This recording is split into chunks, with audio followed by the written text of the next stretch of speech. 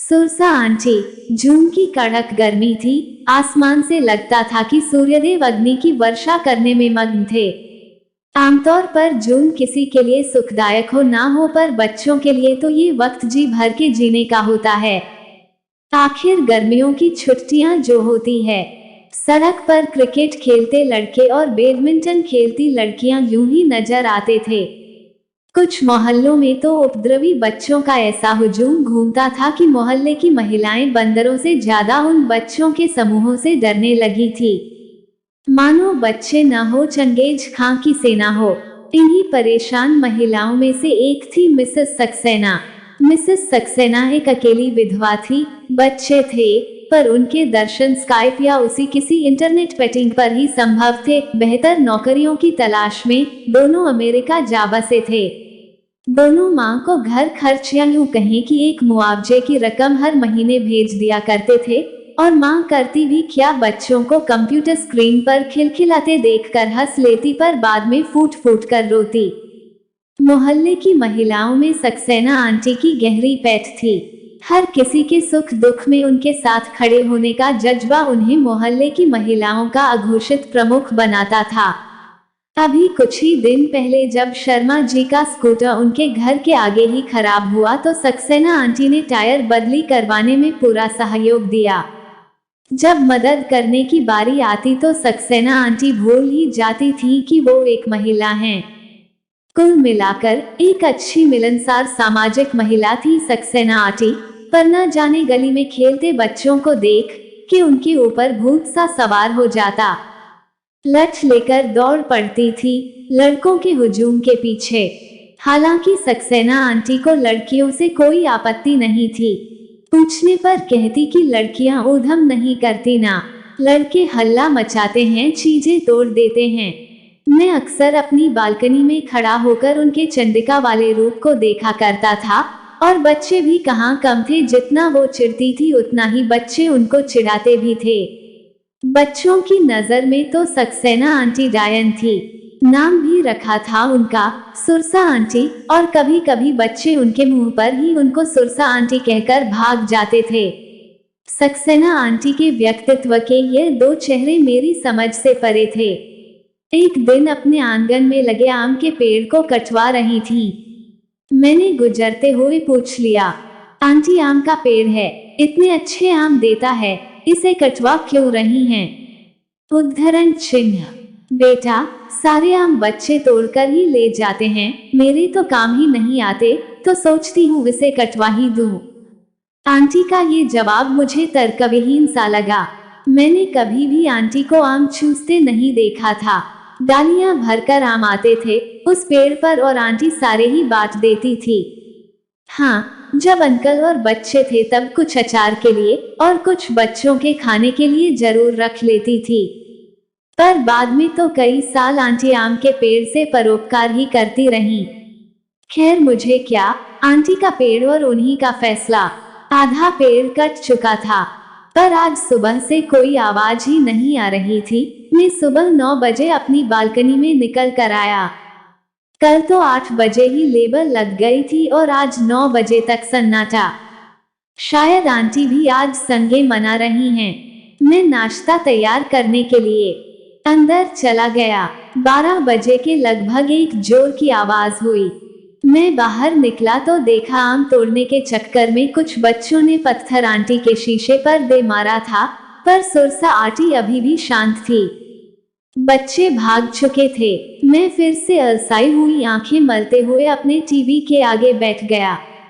बच्चों के शोर आज चरम पर थे, पर आंटी। मैं दिल में प्रश्न लिए नीचे उतर आया और अपने ही घर से उचक उचक कर आंटी के घर की ओर ताकने लगा। बगल के घर से मित्तल साहब निकले और बोले, अरे विकास बाबू, क्या ताड़ रहे हो?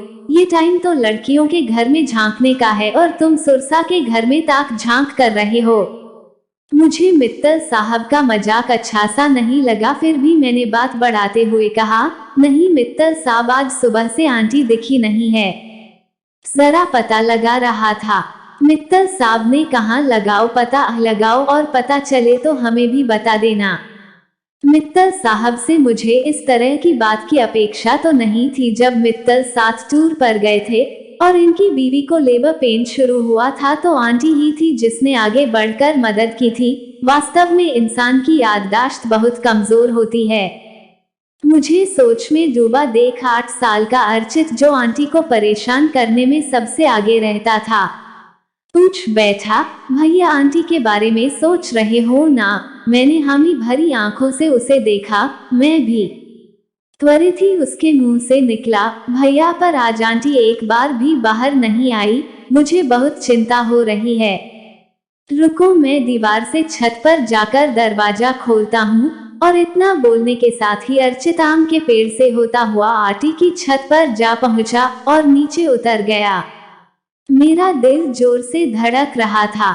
वही संवेदना थी जैसे किसी बड़ी परीक्षा का परिणाम आने वाला हो। धीरे धीरे मोहल्ले के कई लोगों का हुजूम वहां इकट्ठा हो गया था। तभी दरवाजे ने खट की आवाज के साथ अपना मुंह खोला। मेरी सांसें थम रही थी कि जाने अर्चित क्या समाचार लाएगा। वो चंद सेकंड इतने भारी लग रहे थे कि मेरी जान मेरे मुंह को आ रही थी।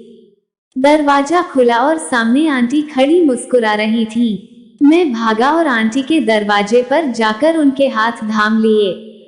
क्या हुआ बच्चा? क्या लगा कि बुद्धि मर गई होगी? अरे ये सुरसा बहुत सख्त जान है, इतनी जल्दी नहीं मरने वाली। इतने में अर्चित निकल कर आया, हाथ में एक नोटबुक लिए हुए। मैंने अर्पित के हाथ से नोटबुक छीन ली तो पता चला कि ये आंटी की डेली डायरी है। चंद पलटे तो सारी कहानी साफ हो गई। गुरुवार, मेरे दोनों बेटे मुझ पर पैसे भेजकर एहसान सा करते हैं ताकि मैं चुप रहूं और उनसे वापस आने को ना कहूं, पर वो क्या जाने कि घर बच्चों से बसता है, पैसों से नहीं। मुझे नफरत है लड़कों से। काश मेरे एक बेटी होती, कम से कम दिल को जख्म तो नहीं देती। शुक्रवार, मेरे घर का ये पेड़ उन्होंने बोया था ताकि उनके बच्चे और पोते पड़पोते इसके मीठे आमों का स्वाद ले सकें। पूरा घर इसकी छांव के नीचे बैठे और खुशियां बढ़ती रहे। पर ना आज वो है, ना बच्चे। ये आम का पेड़ मुझे उनकी याद दिलाता है। शनिवार, आज मैंने पेड़ कटवाना शुरू कर दिया है, पर सामने के घर में रहने वाला एक लड़का एक ऐसा सवाल कर गया कि शायद अब मुझसे यह पेड़ नहीं कर सकेगा। रविवार, मैं आम का पेड़ नहीं कटवाऊंगी और नाहक मोहल्ले के बच्चों पर चिल्लाऊंगी भी नहीं। आखिर मैं उन पर इसीलिए चिल्लाती हूँ क्योंकि उनमें मुझे अपने बच्चों का अक्स दिखता है और इस पेड़ में अपने पति का। और अगर मैं अक्स को सच्चाई मान लूं तो मेरे दर्द का इलाज हो जाता है। क्या हुआ जो मेरे बुढ़ापे में मेरे बच्चे मेरे साथ नहीं है, तो क्या हुआ उनके मोहल्ले के इन बच्चों के सहारे मैं अपनी जिंदगी काट लूंगी और ये पेड़ मुझे उनकी कमी महसूस नहीं होने देगा। उद्धरण चिन्ह। सीख, हमारे पास साबित करने के लिए कुछ नहीं है, लेकिन हमारे पास पेश करने के लिए सब कुछ है। गलतियां होती हैं और गलतियां की जाती हैं। कभी कभी उन फैसलों से चोट लगती है, लेकिन क्षमा प्रदान न करना केवल स्वयं को हानि पहुंचाता है।